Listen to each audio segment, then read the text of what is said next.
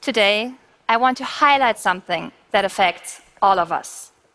By this time of the day, you've been exposed to it massively, and you probably didn't even notice it. No matter what you did today, working, shopping, exercising, it constantly influenced you. It even does now at this very moment. It changes your sleep. If you're able to perform, it affects your focus, and it massively affects your health. But what is it that I'm talking about, right? To find the answer, let's look up to the International Space Station. NASA's astronauts spent around 6 months on a mission, witnessing several sunrises and sunsets in a day, and taking so many fabulous pictures. However, mission after mission, NASA found that their astronauts actually gained too little sleep. This immensely threatens their mission success, and I think everyone can relate to the fact that with too little sleep, it's so difficult to show your best performance the next day, right? But why did NASA's astronauts sleep so little? Now, NASA helped to conduct some studies, and the answer to that they found is light. We're all deeply affected by light, and usually we have no idea about it. NASA decided to conduct some more studies about light and sleep in space. And the solution they found this time is called solid-state lighting. Now, solid-state lighting uses a different kind of light emitter, such as a semiconductor chip that is used in LEDs, for example. And it's very different from our traditional light sources that we know, like electric bulbs, filament tubes, or halogen lamps. And in particular, it's different because light can be controlled, changed, and programmed to adjust to our needs. This ultimately means that LEDs give us the possibility to influence human behavior just by light. As NASA wrote in one of their studies, solid-state lighting will ultimately revolutionize how public facilities, workplaces, and homes are illuminated in the coming decades. To me, that's a very strong claim, because I, like probably most of us, I don't even realize the different kind of light settings may it be in our living rooms or on a screen. So what exactly did NASA find out that made them say this? Let me take a step back here. If we think of light, lots of different images can appear in our head. That can be the sun, a candle, of course, fire, a screen, or any lamp. And it's true, they all emit light in some way. But the light color of a screen is very different to the light color of a candle. This is because they all emit light in a different way. Think of the street lighting next to your house. That will be rather cold and bright, whereas the light of the candle that you put on your dinner table is rather dim and warm. Now, white light consists of different light colors mixing into white. And this is usually red, green, and blue. Depending on the intensity, you can have cold white light or warm white light, or basically anything in between.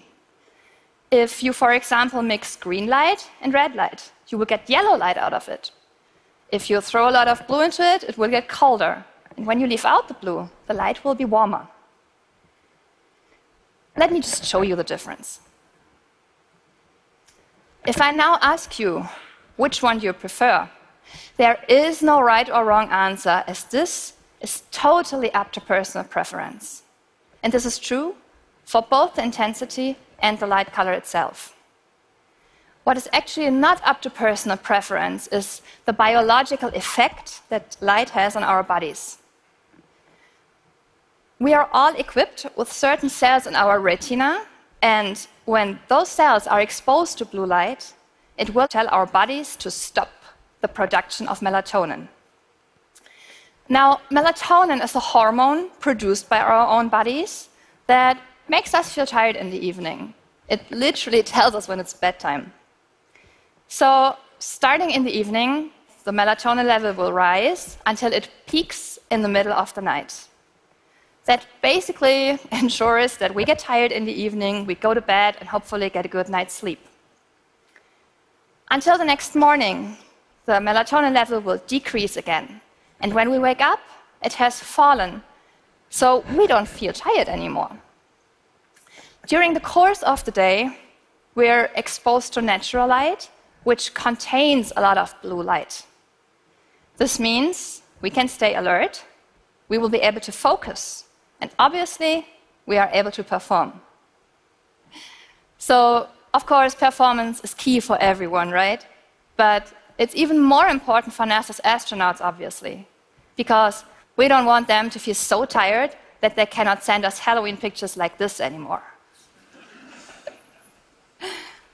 So this is basically how it's supposed to work, so we all have a very balanced sleep-wake rhythm.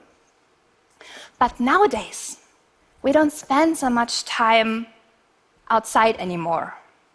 In fact, elderly studies suggest that 90% of our waking time is spent indoors. We spend our time in schools and offices, even at our homes. That means we are exposed to artificial light sources all day long. Depending on this specific light source, it can have a lot of blue light in it, especially when we talk about screens. So that actually means that it's helpful in the morning and during lunchtime maybe. But it's certainly not helpful if we use it in the late afternoon, in the evening, and especially at night, because it leaves us far too awake. Obviously, this will result in a lack of sleep. Our cognitive performance will be harmed, we are less able to focus, and all of that will for sure affect our health. Now, to me, all of that sounds so scary. What can we do in terms of prevention?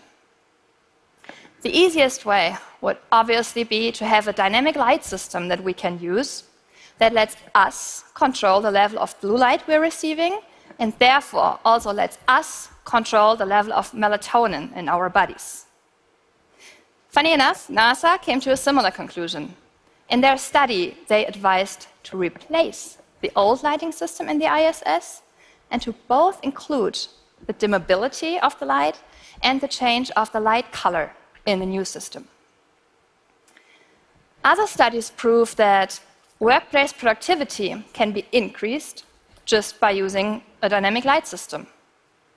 Further studies actually say that sales in a supermarket can be elevated by 1/3 just by making shoppers feel more comfortable in the store. The same study says that workplace sickness can be significantly reduced. The staff in the supermarket reported fewer headaches, less drowsiness, and a better overall general well-being. All of this resulted in a decrease of sick days by 35% over a period of 6 months' time. For sure, we're not aware of all the possibilities that those dynamic light systems give us yet. But we basically just need to take a look around at how our offices, schools, or even at our homes are illuminated. Mostly, lighting have been designed with installation costs in mind only, and it certainly is not designed to make us feel any better. But still, there's so much that those dynamic light systems can do for us. For example, in airplanes, it can help travelers cope with jet lag. In hospitals, it can make people heal faster. And in warehouses and factories, it can be a huge asset for shift workers. The latest smartphone generations actually have a blue light on and off switch. It's called Night Shift on the iPhone and blue light filter on Android. And in addition to that, there are multiple apps that you can use to not only control the level of blue light in your phone, but also the level of blue light on your much bigger laptop screen. For the general illumination, you can buy dedicated warm or cold white light bulbs in shops. Now, during this talk, our bodies have been 100% influenced by light as well. We cannot prevent that from happening. But what we can do is to adjust light to our needs. It starts with being aware of the huge impact that light has on us. And now, as we know, we can create a so much healthier environment for our colleagues, our friends, our families, and ultimately, ourselves. Let's do it. Thank you.